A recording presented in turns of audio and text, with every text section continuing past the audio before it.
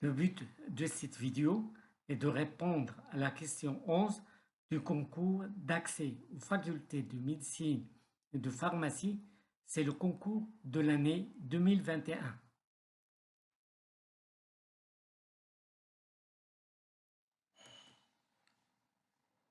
Avant de répondre à cette question, commençons cette vidéo par un rapide rappel sur les fibres musculaires. Chaque fibre est un long cylindre multinucléé contenant des myofibrilles, qui sont des structures filamentaires responsables de la contraction musculaire.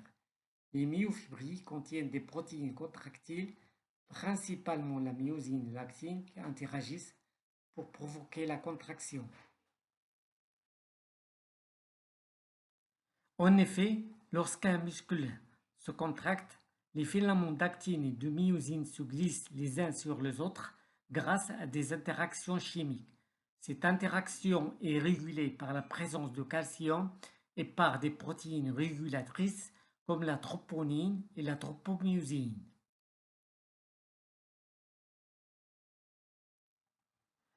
Comme vous le savez probablement, les fibres musculaires peuvent s'adapter à différents types d'entraînement. Par exemple, un entraînement de résistance peut augmenter la taille des fibres musculaires et leur capacité à produire de la force, tandis qu'un entraînement d'endurance peut augmenter le nombre de fibres musculaires de type 1 et leur capacité aérobie.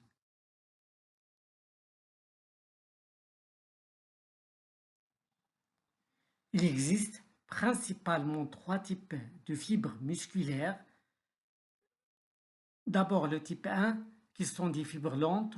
Elles sont riches en mitochondries, en myoglobine, ce qui les rend efficaces pour les activités d'endurance comme la course longue distance. Elles utilisent principalement l'oxygène pour produire de l'énergie. Et puis, il y a les fibres du type 2 qui se divisent en deux. D'abord, le type 2A qui ont une capacité intermédiaire pour l'endurance et la puissance.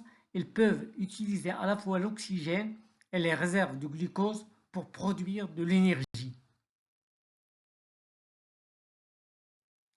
Il y a également le type 2B qui sont des fibres spécialisées pour les activités explosivement intenses comme le sprint ou l'haltérophilie.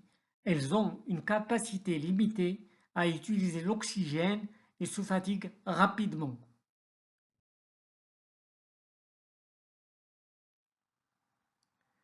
Nous allons aborder la réponse à la question posée.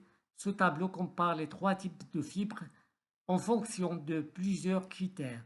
Il y a d'abord la capacité oxydative qui fait référence à la capacité des muscles à utiliser l'oxygène pour produire de l'énergie.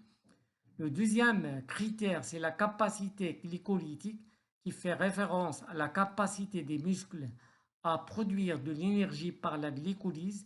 Et comme vous le savez, la glycolyse est un processus anaérobie qui convertit le glucide en ATP sans l'utilisation directe d'oxygène.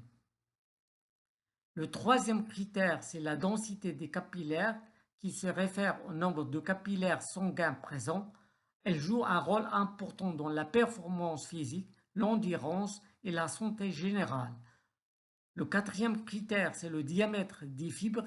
C'est un critère important qui influence directement la force, la puissance et l'endurance des muscles. Enfin, le dernier critère, c'est la force produite.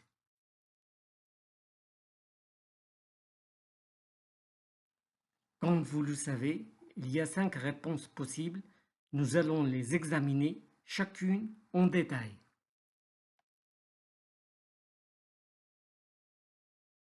La première proposition suppose que les fibres les plus adaptées aux efforts de longue durée sont les fibres du type 1 car ils contiennent moins de capillaires et ont une capacité anaérobie plus élevée que les fibres du type 2B.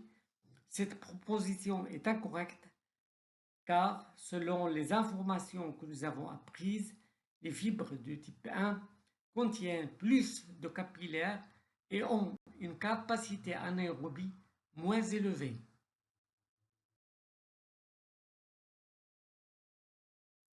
Le deuxième choix suggère que les fibres les plus adaptées aux efforts de longue durée sont les fibres du type 2B, car ils contiennent moins d'eau capillaire et ont une capacité anaérobie plus faible que les fibres du type 1. Ce choix est également incorrect, car d'abord les fibres les plus adaptées sont les fibres du type 1.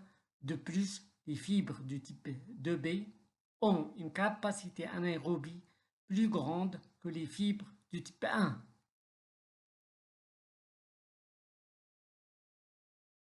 Le troisième choix est également faux, car les fibres les plus adaptées aux efforts de longue durée sont les fibres de type 1.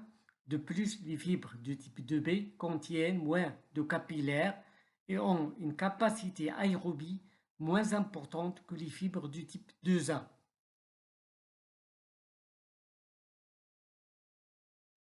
Le quatrième choix suggère que les fibres les plus adaptées aux efforts de longue durée sont les fibres du type 2A, car ils contiennent moins de capillaires que les fibres de type 1 et ont une capacité anaérobie moins importante que les fibres du type 2B. Cette déclaration est correcte en ce sens que les fibres du type 2A ont une capacité anaérobie moins importante que les fibres du type 2B et contiennent effectivement moins de capillaires que les fibres de type 1, mais comme vous le savez, les fibres les plus adaptées sont les fibres de type 1.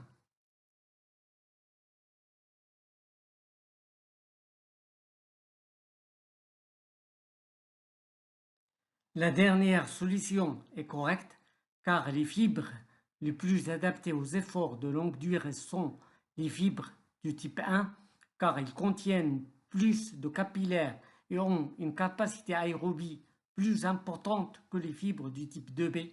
Donc la bonne réponse c'est la réponse E. C'est la dernière réponse.